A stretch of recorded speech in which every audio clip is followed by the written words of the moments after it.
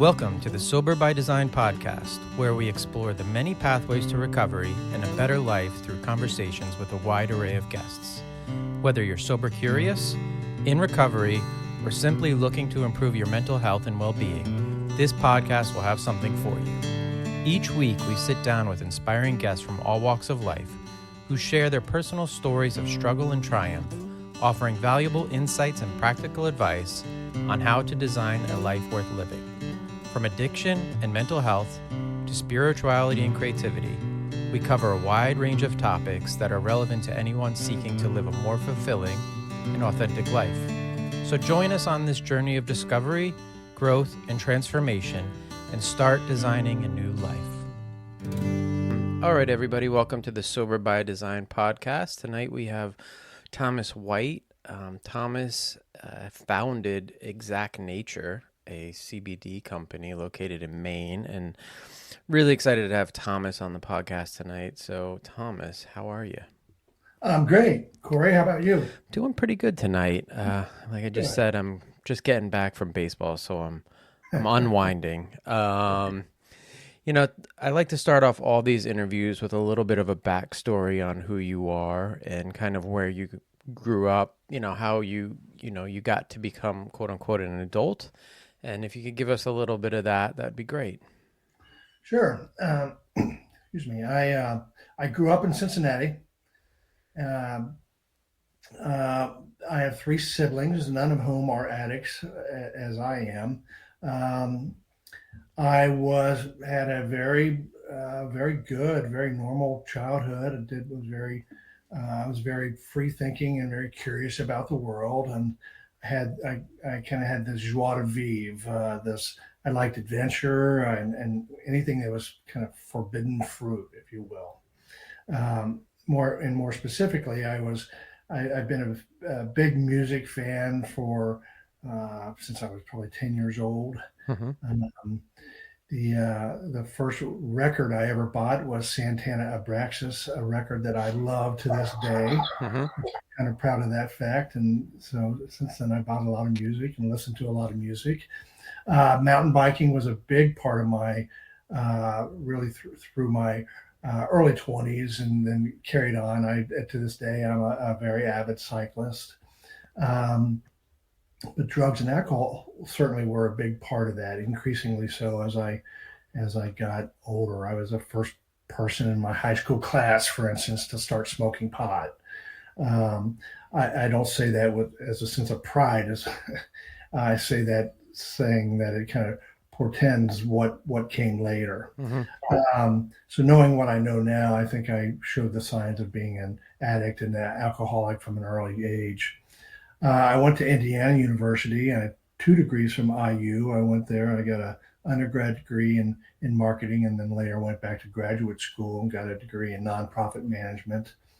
I've had a very fulfilling, very broad and a very rich life up to this point. I'm a father of two adult sons. They're 24 and 22 now. Both are adopted. We adopted them from a country in Eastern Europe called Moldova. Okay. Moldova's been in the news a little bit more with the Russian invasion of Ukraine, and because there's some worry that Moldova might be on list next. My oldest son, Daniel, they're both great kids. My oldest son, Daniel, has suffered some addiction issues as well. And with that, he helped me found Exact Nature. So it's very good to have somebody with his perspective. He comes at this from a different point of view, being a 24-year-old young man. And I can't imagine getting sober at 24, but he's been doing well. Good. On the professional side of things, ironically, I started my career in corporate marketing for the Seagram's Corporation. So I was always on the wine side of things, but there I was. I had all the we called it a full book of wines available to me, and From Seagram's, I left Seagram's and joined the Peace Corps. I became a Peace Corps volunteer in Botswana, and I stayed for 2 years in Southern Africa and Botswana. And I was managing for my job. I was managing a bunch of public works projects. And when I first got there, I was living out way out in the Kalahari Desert, in fact, very 5 kilometers from the Namibian border. So it was out there. Um, the When I was living in Botswana, the population density per square mile in the country, the entire country, which is about the size of Texas, Hmm. is 3. So 3 people per square mile, and so I lived in the most remote area of that country, where most of the people that lived there were Bushmen. So it was quite an experience. Um, and From there, then I moved to Gaborone, the capital city. And when I moved to Gaborone, some fortuitous things happened. I became a DJ for Radio Botswana. As I said earlier, I'm a big fan of music, so I became a kind of a small time celebrity in Botswana for that. And I'm also a drummer, so I was drumming in a very good band in Botswana called Kwanyapi. And a quick funny story about that is this band Kwanyapi, and a very good band. They put out a record just prior to me arriving in Botswana. And they had a studio drummer, very good studio drummer. So when I came in, I didn't play on that record, but I did play all of the music on that record. And so Hmm. we toured with that record and so on. And that was a lot of fun. And I think a lot of the Botswana, the Africans were were somewhat amazed that a white guy had some rhythm. So I did that. Upon returning from Botswana as a volunteer, again fortuitously, uh, I interviewed and was offered the job as the press secretary for Peace Corps, and I served in that capacity for about 7 years. I lived in D.C. and was the primary spokesperson for the organization, and I'm somewhat I'm not particularly an animated guy necessarily, but I was always told when I would talk about the Peace Corps, and because I did a fair amount of public speaking, Hmm. they would talk about how animated I would get when I start telling stories about some of the things I had done. So um, from Peace Corps, I went and after the Peace Corps. One thing about it is you can only work there for 5 years. I was there for 7 years, so there's a small percentage, 3 to 5% of those people, by virtue of the capacity that they're filling in for the organization. You can get one more tour duty. So when I left the Peace Corps at 7 years, I would have only had, I could have only stayed, even if I had wanted to, a few more months. So from there, then I went and I started what became the thrust of the last 15 years of my career, and that is I was a chief marketing officer for a number of universities. Okay. I did that. I worked in higher education Okay. and left that about 3 years ago now to start Exact Nature. It's something I had wanted to do, and wanted to get out of higher ed. I had done it a long time and just wanted to try something new. So you were all over the world, and you For know, 40 about 40 countries. yeah. So you're 40 countries. You're and your active addiction is what I'm taking from the story. So you're traveling from, Botswana to 39 other countries, and you are drinking, and there's drugs, and how is that happening in these areas? Like, how are you? First off, I said I didn't want to do like a drunk log, but this is kind of interesting to me because normally I just get like, hey, I grew up in my town and I drank in my town bar. You're in Africa in an area where there's no access. What's going on in those areas that you're still able to maintain active addiction? Yeah, good question and very fair question. And so while I was succeeding professionally, my drinking was getting out of control. And so, yes, while I was at the Peace Corps and traveling, you find a way to, find the bars, you find the ways to drink and so on. And so that it did not curb my drinking. In fact, as you know, Corey, drinking and alcoholism is progressive, so it gets worse and worse and worse until you stop. And even once you stop, it's the thinking is that your addiction still progresses beyond that point. Right. So I was just finding a way. I was finding bottle stores and places, and it was just it was continuing. I was able to maintain my professional um, composure, if you will, throughout this. So I didn't drink on the job. So it was always after work, but most days I probably went to work with a hangover. And I am an alcoholic without question, but I'm also an addict. Alcohol became my poison, if you will, just because it's so socially acceptable and readily available. So that's certainly what I turn to most. But as I mentioned earlier, I was the first kid in my high school class to start smoking pot, and Sure.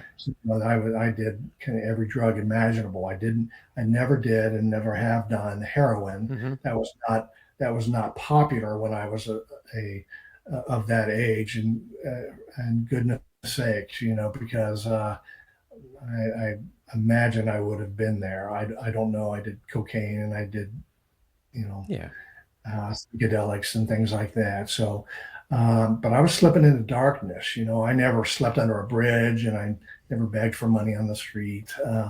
But but the grace of God go I. But I was quickly becoming this member of a club nobody wanted to be a member of, and I was really quite quickly becoming. I had this overwhelming feeling of being helpless and hopeless and full of shame. Yeah. So I was kind of horrified at the life I, at that point, thought I was destined to lead. But with good fortune and lots of help, I'm now sober and have been for 14 years, and I'm one of the lucky ones. Sure. So what? I guess you're working. You have a family. You have a steady job, a good job, right? And something 14 years ago, you said, I can't do this anymore, right? For me, I have my own reason. And, it wasn't that I lost a job or that I got in a car accident or I got arrested or anything like that. And, that is the story for a lot of people. 14 years ago, something happened for you and a switch flipped. First, what flipped for you? And then where did you go when that happened? Right. Well, so I've been sober for 14 years ago, but 15 years ago, I got my second DUI. Okay. And I could no longer avoid it. I had to do something. And, it's not that I didn't want to quit, but I was afraid. I was just so full of fear. I just wasn't sure I could do it. So I went to rehab, and this is different for everyone, but for me, I don't think I could have done it without rehab.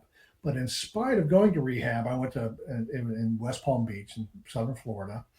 And in spite of going to rehab, and they did a nice job with all of us at rehab, I relapsed probably 5 or 6 times in that year following rehab.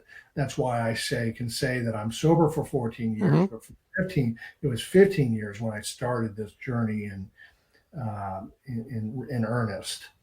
But what I was doing, and I told my wife at the time, because she was understandably freaked out about me, relapsing and continuing to drink after all of this, and after all my what was becoming increasingly troubled, and so on. But what I told her at the time, and in this particular instance, it happened to be true, and that was, I told her that I was starting to get it.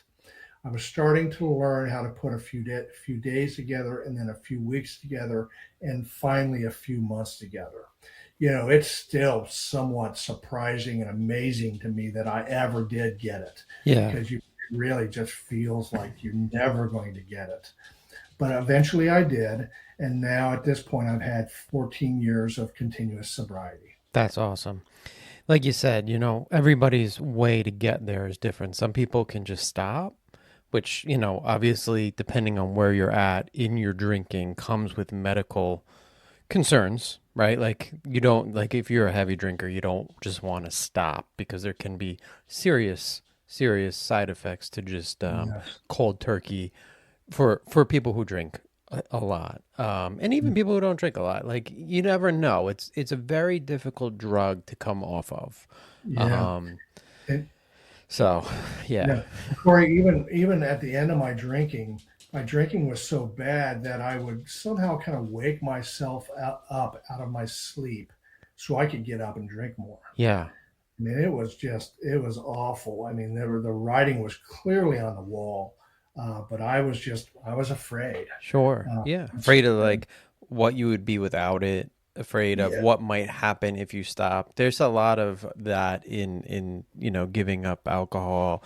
Will I lose friends? I think I talked about it on a previous episode. It's like grief. It's literally like you don't want to deal with the grief of whatever's going to happen next. And, yeah. there's a You know, weird thing there, you know? that's right.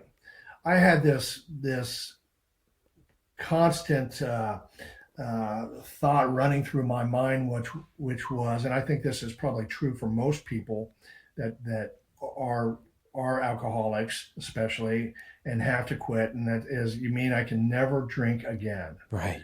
And that was your, it's just this soundtrack running through your head. You mean I can never drink again? And Corey, at some point in my early sobriety, I don't know exactly, but I would guess this about the 2 year point. Hmm. My thinking went from you mean I can never drink again to you mean I never have to drink again. I was comforted by it. I was comforted by my sobriety at that point, and it was probably somewhere between the 1 and 2 year mark. I Yeah. don't know for sure, but I became comforted as I am today, comforted by the fact that I don't need to live like that anymore. Right. That takes a Yeah. little while to get to that point, though, Yes. because for a while it's like, oh my goodness, what am I going to do when I go to Italy for the first time, right? Like everybody drinks wine in Italy. How am I not going to, you can't comprehend it at, 10 days sober.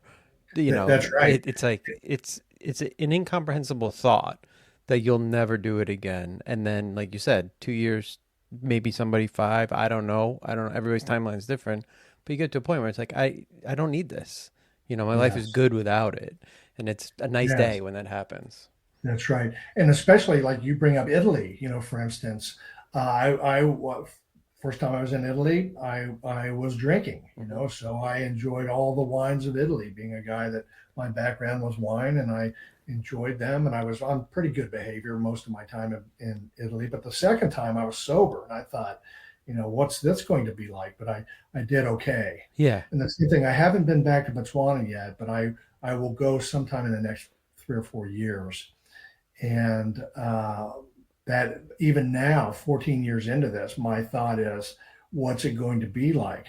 And I'm not so afraid that I'll relapse as I am just wondering whether I'll be able to enjoy myself, whether I'll just be so laden with all that baggage that I just won't somehow be able to appreciate the fullness of what will be a trip back to some place that I spent 2 very uh, meaningful years of my life. You might actually get there and be able to take it in more and, Yeah, with a more clear-headed way, right? So it's sort of the yeah, idea of like, you probably went to a lot of concerts under the influence.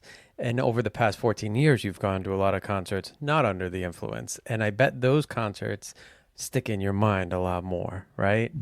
they do. I can actually remember some of the set lists Exactly. to a degree, Yeah. and yes, I can remember them. Yeah. Yes, and excellent question again. Also, when I first got sober, I thought, will I enjoy going to concerts not stoned? Yeah. Uh, will I, I'm a big mountain biker and cyclist. Will I enjoy mountain biking and cycling sober? Right. And I can say without reservation, The answer is a resounding yes. Hmm. I enjoy the shows every bit as much. I enjoy them more now than I ever did. I mean, I had plenty of fun times going to shows, while I was drinking and doing drugs and so forth, but not like now. These are really meaningful times, and I enjoy them every bit as much. I always, we go see a lot of music, and we'll get back to some other stuff, but just now that we're on music, used to go, we would tailgate, we would drink during the parking lot time, and then we would go into the show and you'd drink more, and, there'd be drugs Yeah, involved, and, and I thought I was having a good time, right? And then yeah, at some point during that night, like the night slipped away from me, and I couldn't tell you what happened towards the end of some concerts, and there was plenty of shows that I saw that I just can't quite wrap my head around. And now when I go to these shows and I see people like passed out on a chair or on the ground, I'm like, they're missing this wonderful experience. yeah, I'm here, I'm hearing this great music, right? Jason Isbell is on stage and he's killing it, and this guy's on the ground like with his eyes closed, yeah, and that could have been me. And it's yeah, just, those moments don't escape me anymore. And actually, my wife, who still drinks, she doesn't really drink at shows either. So like she's taken up, like she'll still have wine and she'll have yeah, drinks, but you know she's taken it and she said it's so much more enjoyable now. Like this whole experience is just so much better. It's yeah, not actually enhanced by drinking, which is something yeah, that I thought it was prior to, the past 10 years for me. And yeah. it's You great. know, in sobriety, I have had the chance to meet a couple of musicians that I've long admired, Steve Earle and John Hyatt, Hmm. for instance. Singer songwriters, just great musicians, Yeah. long careers, etc., and had a chance to talk to them a little bit uh, about recovery and about sobriety. And they hear every question, all the same old questions from their fans and so forth. But in both instances, there when I spoke to them about recovery, they could not have been more generous and forthcoming with their time and just encouragement and so forth. So, I'm sure that these kinds of thoughts ran through their mind. They had long careers prior to, especially Steve Earle, prior to getting sober, and then getting sober. I'm sure they wondered whether they would still have the creative muse, and for them too, they're absolutely, their output has been remarkable since Sure. being sober. Yeah. John Hyatt, great song, Cry Love. That's one of my favorite songs, actually, Yeah, of all time. Um, so stepping back, you went to rehab, you came back, you had some misstarts. That's all it was in my head, right? You kind of started, you stopped, you finally got going, right? It was a little bit yeah. of like a chug. Did you do anything locally for yourself when you were home? Like, did you find yourself in any sort of group setting, or did you just kind of do this on your own? What was your methodology? Yeah. Um, and in spite of those relapses that first year after having gone um, rehab, uh, in spite of those relapses, I was gaining some confidence. I was really starting to get it and starting to find my footing, but also definitely. And I got sober where you now live in New Jersey, Hmm. and the sobriety community there was very strong. And so I did what is kind of obligatory, or for anybody getting newly into sobriety, and that is to go to 100 meetings in 100 days. Yeah. So I did that. And then I like it, and I still love going to meetings. I haven't been as much since COVID, Okay. and so I have to I say that out loud because I know I need to get back Sure. and get back to it more seriously than I have been since COVID. But boy, in those really just up until COVID, so for the first 12 years or whatever it was, I went to a lot of meetings. I went to, certainly in the first few years, I probably went to 3 meetings a week, maybe Hmm. 4 meetings a week. After the 100 days, after I'd gone to 100 meetings in 100 days, I still went a lot. Um, one of my one of my best friends, and he happened to be on my staff, um, is a guy that had I don't know, he's probably got 35 years of sobriety now, Wow. but he was a speechwriter for the president of Seton Hall University where I work, and Okay. he was in long term sobriety, and he was a guy that went on and to become head of the national office for AA in New York, and so I had him to kind of reach out to if I ever needed that, and so on. So meetings were a big part of that. Um, Certainly, and I did a lot of reading, Yeah. read the big book, and really and had a lot of fun with these meetings because there's such a variety of meetings. And I remember one guy had a kind of one man show when I was in New Jersey about Bill Wilson's story in AA and so on. And I went to see that show a few times to the point where I'd gone enough at this point. The guy that did it kind of liked me and said, listen, I'm going to be retiring at some point, not doing this. Might you be interested? And I've thought about that since then because I would still be interested in doing that. Sure. It didn't happen at the time, but so meetings were a big part of it. Now, and reading and kind of being kind of keeping up with uh, just the sober community and sober friends and so forth. Yeah. And I have to say my circle of friends uh, largely didn't change because I didn't have other friends that were really alcoholics and addicts like I did. So I didn't have to change a lot of my circle of friends, and they have been supportive for 14 years now, as supportive as can be, and so on. But now, more recently, now with the advent of podcasts and things, there are so many more resources, and people don't keep their addictions and alcoholism hidden under the bushel basket like they used to, Yes. back then. And so now people are much more willing to talk about it and to recognize their issues, and with that comes healing, Mm-hmm. right? Yeah. I think in the past, being in recovery was almost as bad as being an alcoholic, right? Yeah, Like that was the same, it was the same stigma.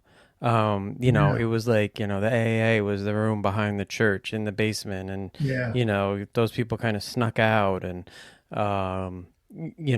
It's where that, yeah, just kind of like you wouldn't talk about somebody in your family in recovery with any sense of pride.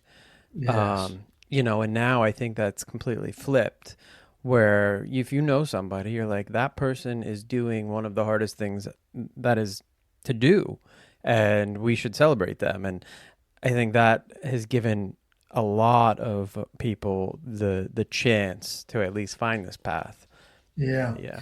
And now we'll talk about this, but I run Exact Nature, this CBD company, and our our target customer are people that are facing these addiction issues. Mm-hmm.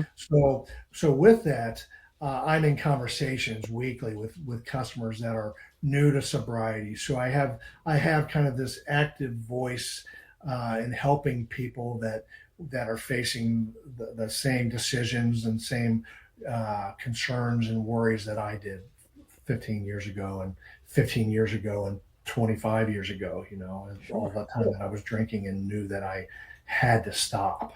Sure. Well, my story starts out similar to yours. I did a lot of AA early on and kind of kept with it, and then I kind of slid off of that and started reading, and podcast became a big thing, and then the Instagram sober space, and Yeah, then now I work a little bit in recovery locally here with some people, and I do have a recovery community. My friends prior to finding sobriety were not recovery type people. They were all, yeah, so my friend group has changed. I mean, I'm still friendly with most of the people, but definitely I have a different sort of social life, I would say. But for me, I think early on, finding a company like yours could have been helpful. So, when I work with people who are earlier in their recovery, some people don't want to maybe go to a meeting. Maybe they're a little anxious. Maybe they just want to stay home, but maybe they also feel like they need something a little bit more to help them through that initial stage. And I looked a little bit online at your your stuff on Instagram and I looked at your webpage. I read the story about you and your son and how he was using the CBD products, I believe, early in his recovery, right? So if you can just give me a little bit of a background on the company, because I think it could be very interesting for people who are early on and later too. I mean, I think there's benefits to it. We use some CBD products in the house, not a Yeah, ton, but we do use them. So, yeah. Um, I have been back in Maine now for about 3 years, but I moved back here from Reno, Nevada, and so I lived in Reno for about 7 years. And my next door neighbor, just as so happens, was the first had still has the first hemp handler's license in the state of Nevada. So he was the first CBD supplier in the state. And through Michael and his wife Sasha, I learned about CBD.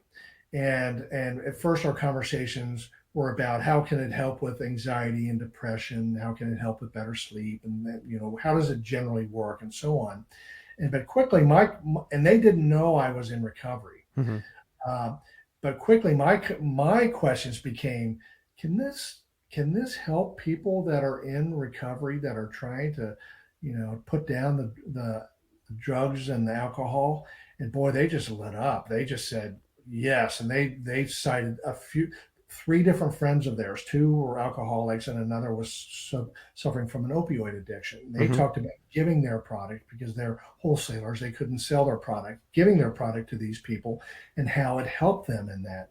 And so what that did was it piqued my interest. I wasn't, my name's Thomas, so I true to my name, I'm a doubting Thomas. So I did three about 3 months of really extensive research to say yes, that does CBD have a role to play in people getting sober?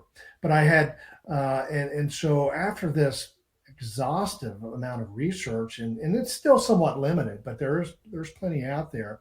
I came to my own conclusion that yes, CBD has a role to play. And Corey, I would never say that you should if you're suffering from addiction, take CBD and that addiction is going to go away. I would never say about that. hmm That would be silly. Uh, just addiction and alcoholism. It's just too powerful. It's just that it.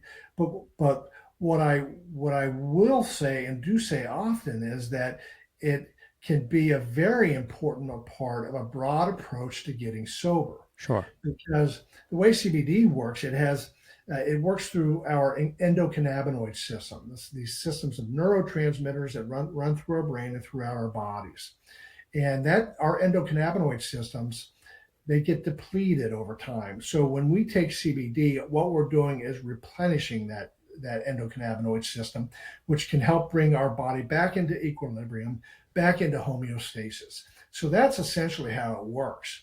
And so even with CBD and addiction, what it can do is by bringing your body back into that equilibrium and homeostasis, you're cutting that psychological bridge that and reducing those visual cues that often prompt us to relapse. hmm And by minimizing those cues and by breaking that psychological bridge, all of a sudden we can start, we're starting to feel better. Our mood and focus is improving. Our sleep is improving. And CBD can help curb those addictive cravings. So, to my mind, and there's some old timers in AA that would just never entertain the idea of taking CBD. They see it as a crutch. hmm As you would imagine, I don't share that view. Sure. I think that if you can take something that can help reduce those cravings, and you can take something that is going to help with your mood and your focus, and is going to help you get better sleep, all of a sudden you're feeling better, and all of a sudden you're able to really address those issues that you face in early sobriety. So for instance, for me, I don't have the daily urges to drink any longer, thank goodness. Um, but when my active addiction moved out, depression moved in for me, hmm and it was something that I just had to deal with. And for 10 years, I I took prescription medication for my addiction, and it worked until it didn't. Yep. Because that's not uncommon that this prescription medication for depression just stops working. And I was tired of kind of the trial and error process, and so I just quit the prescription medication and have treated my depression with CBD for the last 3 solid years. Hmm. And what I will say is it works every bit as well as the prescription medication, which is not to say it works perfectly all the time, because it doesn't. Because if I have a lot on my mind, uh, it just doesn't make you catatonic, right? It doesn't tamp down your feelings to the point where you're a zombie. Sure. But it certainly helps deal with all of this. I take, as you would imagine, I take CBD every day, and that's how I control a uh, fairly significant case of depression. Because really, that's what happened. I didn't had a little bit of anxiety when I quit drinking, but depression is really what came in strong. Sure. And Sure. so that's how I treat it now. So even though I'm beyond this period of having cravings every day or every hour of every day or what it might be, and what it can be in early sobriety, it definitely helps me with depression, and I take it at night to sleep as well. Hmm. So I'm, as you would imagine, but I want to destigmatize and demystify CBD. Sure. Really has a role to play. You've tried it, and I tell you, Corey, so now we've been in business 2.5 years, and we have customers in every state, and we offer money back guarantee. And the number of times that we have given money back to people, I'm telling you right now, it's 3 times Wow. course of 2 years. And that's, again, not to say that everybody takes our product is all of a sudden cured of their alcoholism. No. But what I do say with some confidence is that everybody that takes it experiences the positives that can go with that, which is, again, mood and focus, and can, it certainly can help with reducing those cravings and so forth. So I think we have a very good product. And Yeah. so that's one big part of it, of course. But also, I think that whether or not every customer that has taken our product is first of all, you're never cured of your alcoholism, but No. you might be cured of your active addiction. So I'm not suggesting that, but I am very confident in saying that people that take this and you have to stick with it. You have to take it. You have to take it on a regular basis, daily, and so on. It really can help, and it really has an important role to play, in my view. Sure. A couple of things there. One, I think it's great that you guys are, putting this product out there and educating the public, because it is a tool. And I think the more tools that anybody has available to them to deal with addiction, to help them in the recovery, to deal with mental health, the better, right? That could be a therapist, that could be CBD, that could be a book, that could be music, that could be walking, fitness. You could have a dozen different tools that you use, right? But they work for you. And I think the more things that we have available to tell people about, the better. The thing that you mentioned about like old timers at AA, thinking it's a crutch. I think there's still some weird understanding of the product, and they think like that CBD is coming out of the marijuana plant, and there's THC, and it gets you high. It's like it is 100% derived from hemp. There's zero THC. Yeah. You don't get high. It's sort of like it's a total like myth or something. And I think that maybe there's just a certain type of person that just doesn't get it yet, and they see it as a drug, and it's not. It's a medical, or a homeopathic, whatever you want to call it. It's a natural remedy that is available to us, and we should try to embrace it and see what it can do. Yes, and you're absolutely right that there is confusion because cannabis, both hemp and marijuana are derived from cannabis, right? And Right. hemp and marijuana are kind of cousins. Yeah. Marijuana is high in THC, low in CBD. Hemp is just the opposite, and that's what we want as purveyors of CBD. Sure. We want it high in CBD and low in THC. Um, one thing I would say, and it is not addictive. It's just but one thing is some CBD does have THC in it. We at our first round of products, we did not have THC in any of our products.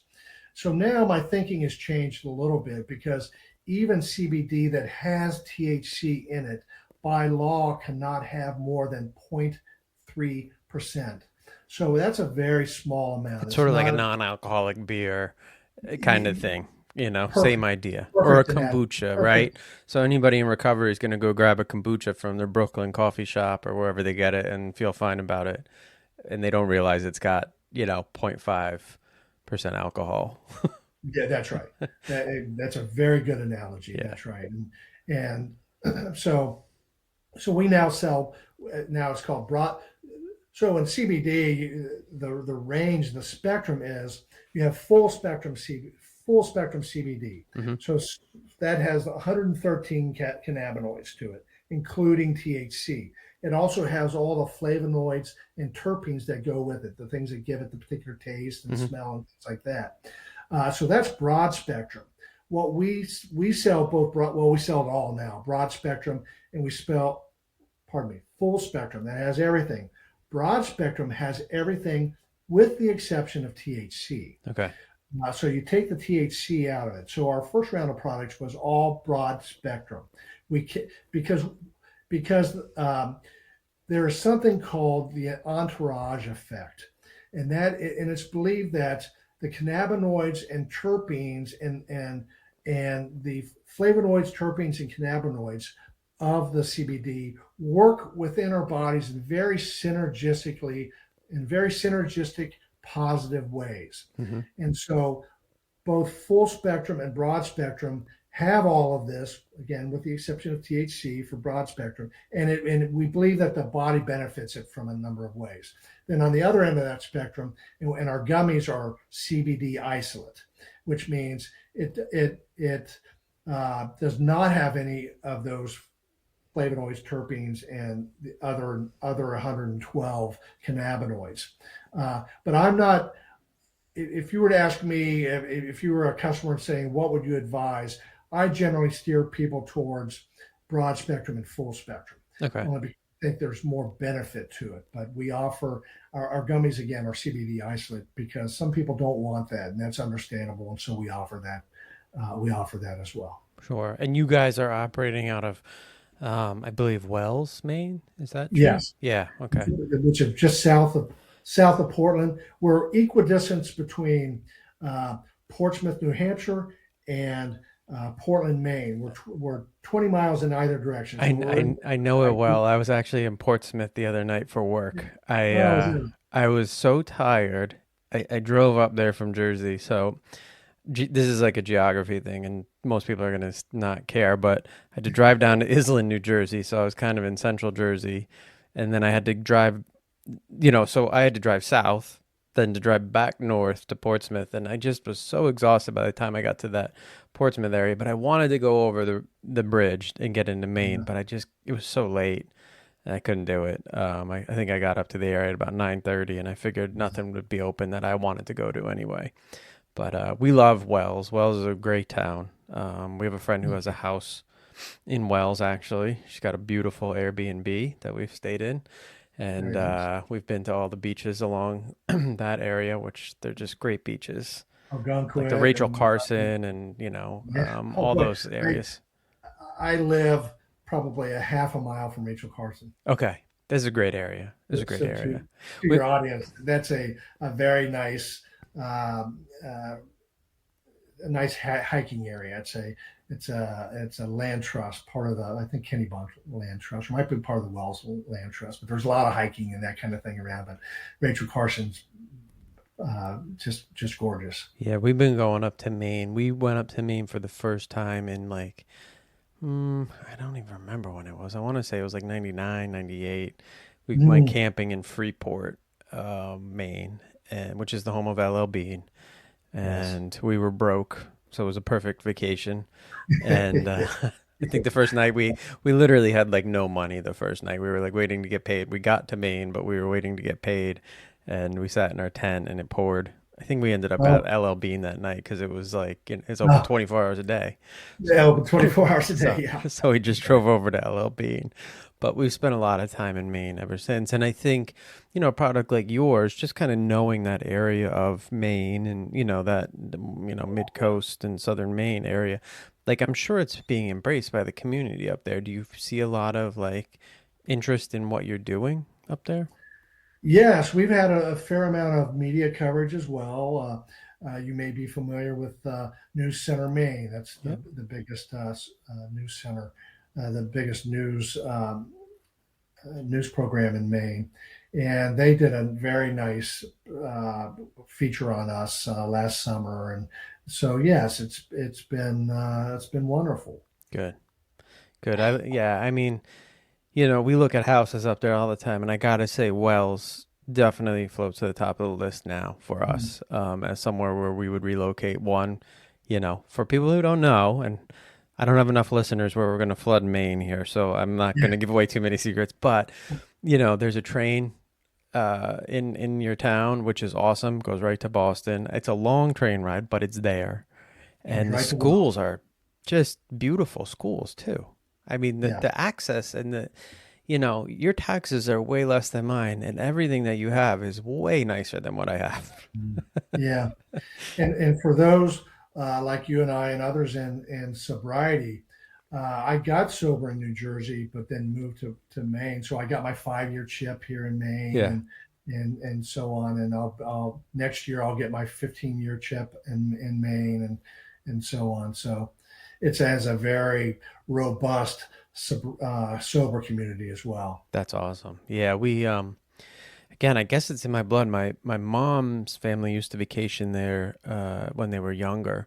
And they would go to the donut shop on Route 1, just south of where you are, Cogden's Donuts. And Congons. yeah, not my favorite donut shop in Maine, but we go. I'm a Holy Donut guy, Okay, through and potato donut. through. Holy Donut, yeah. I mean, I've been getting those things for a while, and but That's fun. yeah, when my mom passed, we kind of we Oh, spread some of her ashes over there by mm, the beach over there, just so she's kind of in that area. But it's like it's been in our family for a while, and there's something about it. I was reading an article yesterday. I got to dive deeper into it, but it talks a little bit about why New England is such a like a pleasant place to live. yeah. And this article related more to like gun violence, and it was trying to like, so it's a deep dive, and I didn't really have time to get into it. But Yeah. one of the highlights was like New England is a very pleasant place to live. People are Yes. kind in New England. I mean, Yeah.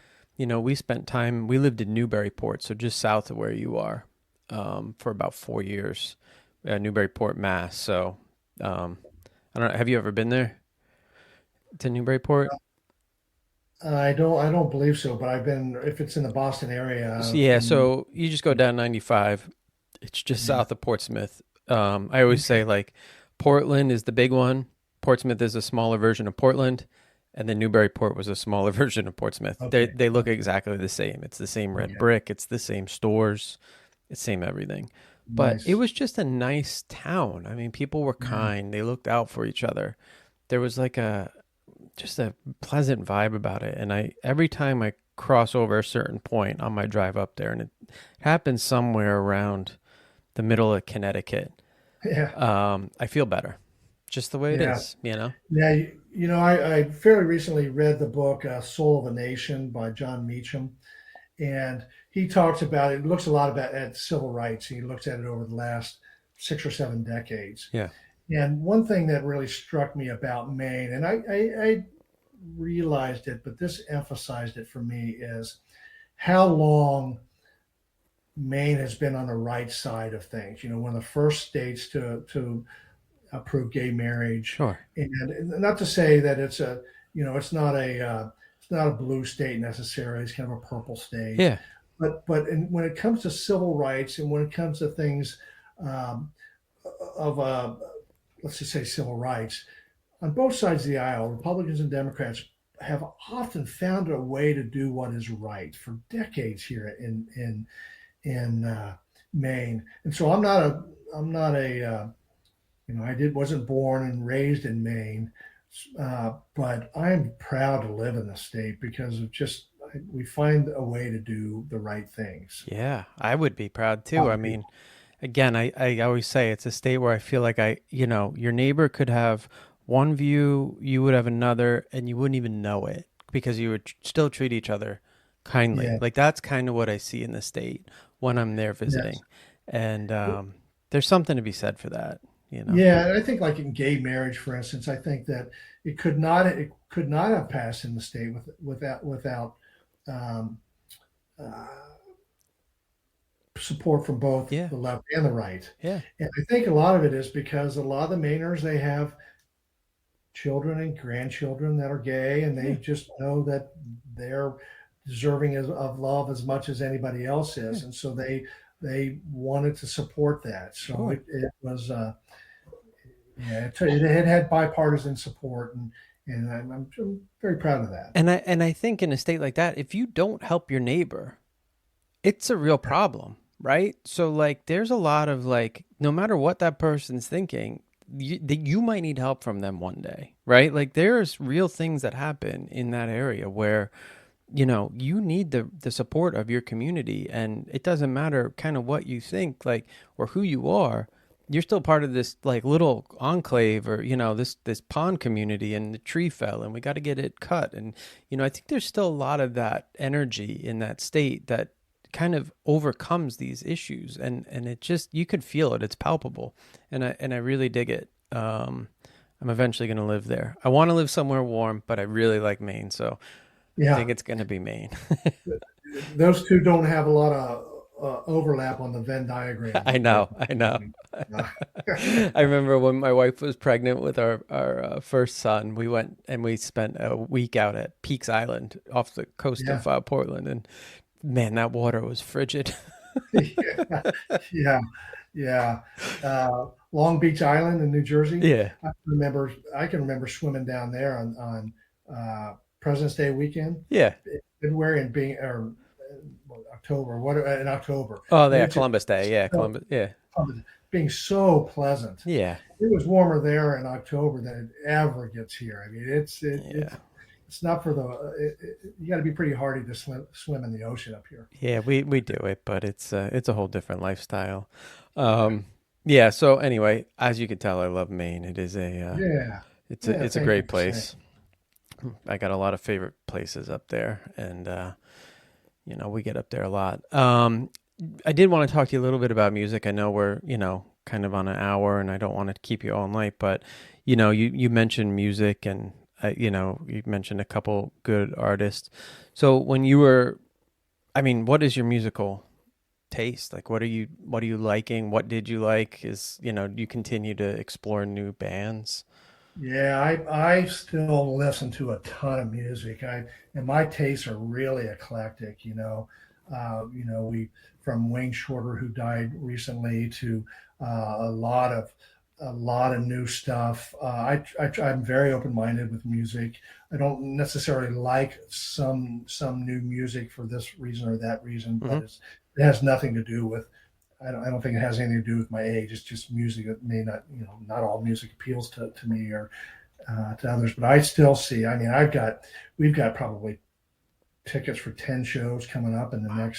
in the next few months, and some some really Tedeschi Trucks, Yo La Tango. So Calexico is one of my favorite bands. Hmm. Um, so just really down the line, Jason Isbell, you mentioned earlier, Yeah. is one of my favorite artists, and we saw Jason Isbell when he had just left Drive By Truckers and was out on his own. Just his first record had just come out in a small little room. We were standing right in front of him in Portland, and so I just see a ton of music still, and it's been a major part of my life. Yeah. Uh, and I had a big record collection I sold recently, the record collection, but I still have um, huge CD collection and so on. It's just a little easier to transport CDs, and I've moved enough that I'm getting a little tired of moving those things. But Yeah. And the music scene there has gotten really quite good. I mean, the State Theater brings in great acts, and you got Thompson's Point, and I saw the Bangor Theater this summer is, I mean, their lineup is really nice this summer. So yeah, you guys have some great availability, and you can go down to Boston still, and so you could see just about everybody. you can for sure. And State Theater, I saw Andrew Bird there about a month ago, and haven't been there in the last since then. It was about a month, um, and but I've got probably tickets for 4 shows coming up at the State Theater. Yeah. And it's not just the State Theater, It's there are some small rooms there that, you know, uh, I don't know if you know Bob Mold, but Hmm. Bob Mold used to be, with one of a band that changed my world back in the day, Husker Du, kind of a punk band, and he's just to me he's one of the greatest, and he's playing a small little room, uh, Space Gallery, and in Portland. So Okay. we get all the stuff, and Portsmouth gets stuff too. Yeah. So hey, there's a richness here that I just take full advantage of. Yeah, I forgot. Like you got Portsmouth, and then even between Portsmouth and Boston, you got that like the Seabrook area. I think there's a big theater there. We saw Yeah, a couple shows there too. I forget who we saw, yeah, but there was some stuff there, and yeah, I got to see. I was talking about it yesterday with my stepfather. We saw the lead singer from Porcupine Tree at like a bar in Portsmouth, New Hampshire. It's like super weird to see, him just, it was like a barbecue yeah, restaurant or something like that. yeah, But, you know, yeah.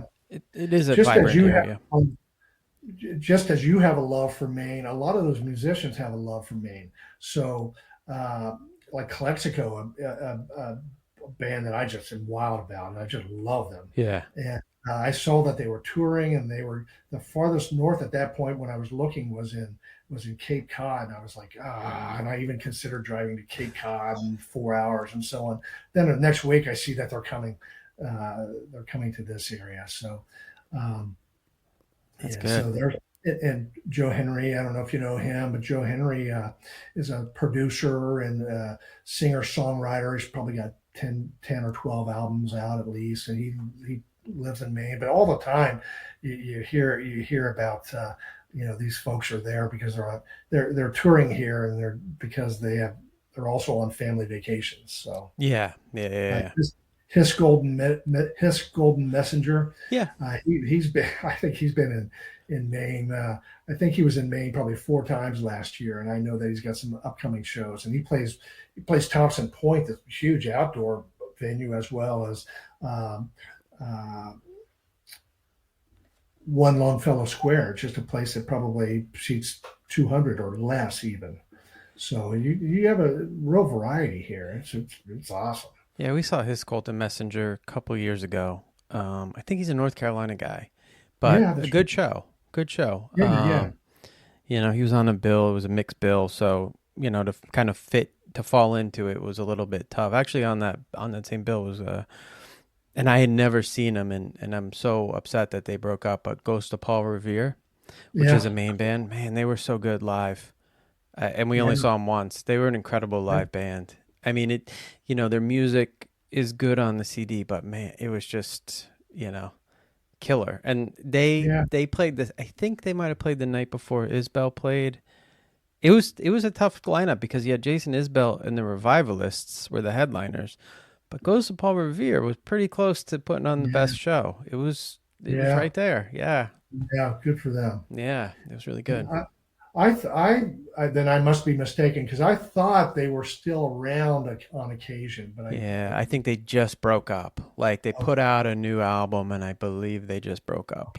okay, I Yeah, see. which was a kind of a bummer. Okay, Um, because I know that they were doing like that Ghostland festival up there, and yes, yeah, yeah. So yeah, that's yeah, all. It's exactly. all over. Well, let me put a plug in for one of my favorite new bands is a band named Bonnie Light Horseman, Yeah. and they're kind of a super group. They have the guy from forget this Eric Johnson. He was in a band called the Fruit Bats and still is, and Anais Mitchell, who's from Vermont, and Anais wrote a did a Broadway musical called Hadestown. Mm-hmm. That won 8 Tony Awards. And I'm the least. I'm not a big Broadway musical guy. It's just not really my cup of tea. I respect and so on. But the fact that she can write a musical that earns 8 Tony Awards, but they've come together to create this band called Bonnie Light Horseman. They only have a few records out, Uh-huh. and but they have a record out called Rolling Golden Holy, Rolling Golden Holy. It's a mouthful, but that was the record that just stayed on my proverbial turntable forever last year. I just loved it, and I saw them in a Portland House of Music, a small little place, and it is. I get goosebumps even talking about it. It's still. I mean, to me, it's probably a top 10 show in my lifetime. Really? So, I've been listening to music and going to music as avidly as I have now for the last long time. Right? I wonder if they met up at Newport Folk because I feel like both of them kind of float around that festival. I know the Fruit Bats were there one of the years that we went, because I remember them being there. So Connor Oberst, I yes, think, it introduced them, and you might be exactly right. I think Bright it might have Eyes, been right where, pardon me, Bright Eyes guy, you right? guys, yeah, Yeah. might have been the one to introduce them, and it very well could be just as you say in Rhode Island where he introduced them. Yeah, there's like a whole clan of people who just kind of float around that Newport folk scene, right? Like, Deer Tick and the Fruit Bats. And they're these bands that are really great bands, but that don't just have the following that they should, but you Yeah. listen to the music and you're like, wow, this is really good music. Um, you know, Well, that's how I am with Bonnie Light Horseman. It's kind of a quiet record, and I listen to it. That most recent, you can listen to anything he's done, and it's going to be good. yeah. But yeah, but I listened to the first one a couple times before it really stuck with me. But now it's just, in fact, I haven't listened to it for a couple months now, just because I was listening to it over and over and over and over. Yeah. I just loved it. Anybody that listened, I would tell them about it. That's great. That's great. Well, normally I would ask about recommendations and stuff, but I think we just did a bunch. But I'm going to Yeah. give one recommendation that actually flows to two. And this week we took our both our boys and my older son's girlfriend out to see Guardians of Galaxy 3, the Yeah. Marvel movie, and we saw it in the theater. We don't normally go to the movie theater anymore, but my older son really wanted to go. And that's And supposed to be a good movie, right? it was That's great. It was good great. reviews. Yeah. I Yeah, mean, it was good. funny. It was full of action. It kind of tugged at your heartstrings a little bit. Like it definitely Nice. could have gotten a tear out of somebody. Um, and the music is so good. I mean, in all of those soundtracks, actually, if you go and you just like look up Guardians of the Galaxy 1, 2, or 3 and the Well, soundtrack, it's so good because the main character, Peter Quill, the whole shtick is like he's an Earthling that went out to outer space, and one of the only things he had was like his Walkman, and so it's like there's this music from when he was 8. And so now, like in this version, they have music from, well, obviously because they came down to Earth, but they have like an iPod and it's got music from the 70s through the 2000s. And so they use the music throughout it. And it's like, it literally spans 70s to the 2000s. And it's just uh, really well done, well, and good. a good movie. And I will say, even the soundtrack's pretty good. I was had it on shuffle today on Spotify, and I did enjoy it quite a bit. So I'm just gonna just say Guardians of Galaxy 3 for everything today. Um, and I'll listen to that tomorrow. yeah, it's fun. It's just a fun soundtrack. It's got everything on there. So, um, Tom, I wanted to ask you just if you could leave the listeners with one sort of tool to take into the recovery. Like, what's one thing that you've really latched onto that's helped you navigate these past 14 years? What would it be? Well, I would certainly say AA. It gets a bad rap at times, but I think that because well, some people shy away from the religious aspect of it, Hmm. but it's take or leave. You don't have to. It's not jammed down your throat. But I think it's a very good community. But I think what's important is community. So whether you get that at AA or whether you get that through Sober by Design podcasts and others like what you're doing, this is important work that you're doing. I find that community. Hmm. Don't go it alone. So that's what I would say. I like that one. Community is so huge. It is the most important thing. Find it somewhere. You don't do it on an island. It's impossible, Yeah, right? It really is. Anything's impossible on an island, really. But recovery for sure. You need that yeah, network. not a healthy way to do it. Right, right. And I also want you to plug the company. I'm going to link everything in the show notes, and I'll make sure that we get it up on Instagram as well. But if you want to plug, your website, your social, whatever, because I think it is a great product for people to explore, and you guys seem to be doing it the right way. Thank you. And just by the way, Exact Nature, we have derived our name from the fifth step of AA's 12 steps. So, admitted to ourselves, to God, and to another human being the exact nature of our wrongs. Excellent. So, it's part of the confession step. So, we've got this stuff. This stuff's built in. Yeah.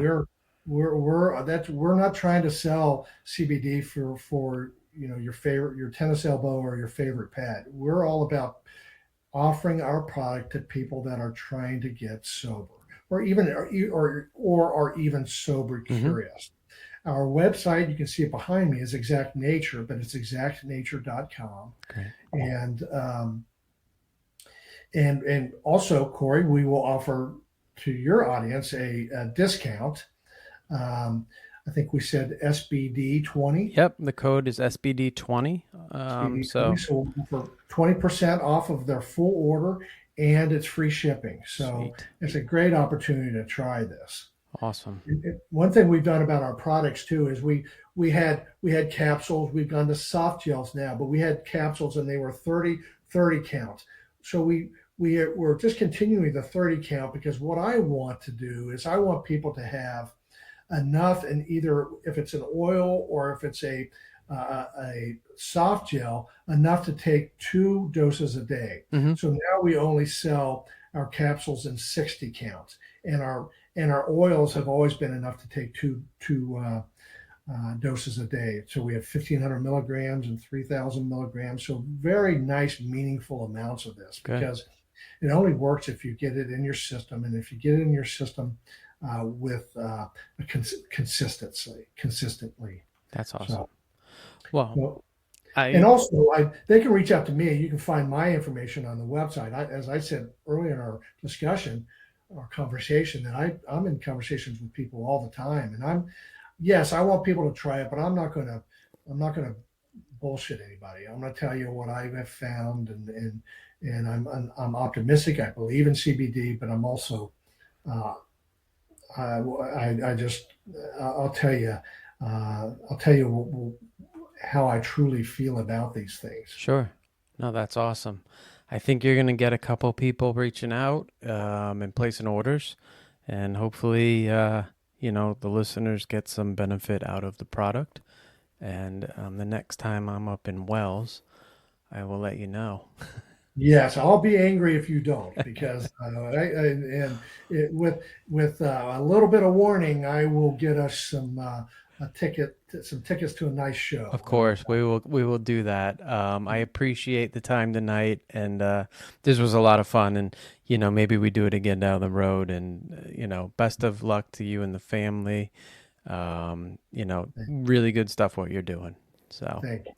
all right, everybody, we will see you on the next one. Remember to like, subscribe, do whatever we're supposed to do on these podcasts, and that's it. Goodbye. Go ahead, Tom. You got something? I want to thank you for the important work you're Oh doing yeah. too. No, thank you. Thank you. Okay, bye-bye.